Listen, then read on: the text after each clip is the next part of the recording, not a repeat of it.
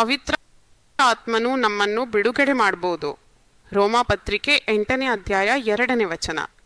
ಪವಿತ್ರ ಆತ್ಮನು ನಿನ್ನನ್ನು ಪಾಪ ಮತ್ತು ಮರಣದ ನಿಯಮದಿಂದ ಬಿಡುಗಡೆ ಮಾಡ್ತಾನೆ. ಪವಿತ್ರ ಆತ್ಮ ಎಂದರೆ ಹೋಲಿ ಸ್ಪಿರಿಟ್ ಗಾಡ್. ಕ್ರಿಸ್ತನು ನೀಡಿದ ಜೀವದ ಆತ್ಮದ ನಿಯಮವು ಪಾಪದ ನಿಯಮದಿಂದ ನನ್ನನ್ನು ಬಿಡುಗಡೆ ಮಾಡಿದ್ದಾನೆ.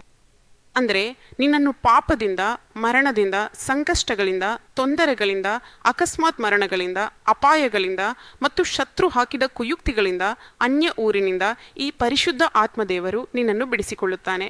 ದೇವರಿಗೆ ಸ್ತುತಿ, ಹಲ್ಲಲೂಯ. ಮಂತ್ರಶಕ್ತಿಗಳು, ತಂತ್ರಶಕ್ತಿಗಳನ್ನು ಜನರು ಭಯಪಡುವರು. ನಿಂಬೆಹಣ್ಣು ನೋಡಿದರೆ ಭಯ, ಬೂದಿ ಹಣ್ಣು ನೋಡಿದರೆ ಭಯ, ಕುಂಕುಮ ನೋಡಿದರೆ ಭಯ. ಇಂತಹ ಹುಚ್ಚು ಭಯಗಳು ನಿನ್ನಲ್ಲಿ ಇರಲ್ಲ. ಪರಿಶುದ್ಧತೆಯಿಂದ ತುಂಬಿದಾಗ ದೇವರ ಸ್ತುತಿ ನಿನ್ನನ್ನು ಬಿಡಿಸ್ಕೊಳ್ತಾನೆ, ನಿನ್ನನ್ನು ತಪ್ಪಿಸ್ಕೊಳ್ತಾನೆ, ಆತನು ನಿನ್ನನ್ನು ರಕ್ಷಿಸ್ತಾನೆ ಅಂದ ಮಾತು.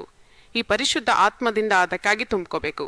ನೋಡು, ಪರಿಶುದ್ಧ ಆತ್ಮದ ಶಕ್ತಿಯಿಂದ ತುಂಬಿದಾಗ ನಿನಗೆ ಎಷ್ಟು ಧೈರ್ಯ ಬರ್ತದೆ. ನೀನು ಇನ್ನೂ ಏನಿಗೆ ಭಯಪಡುವೆ? ಏಕೆಂದರೆ ನಿನ್ನನ್ನು ಬಿಡಿಸಿಕೊಳ್ಳಲು ಆತನು ಸಮರ್ಥನು.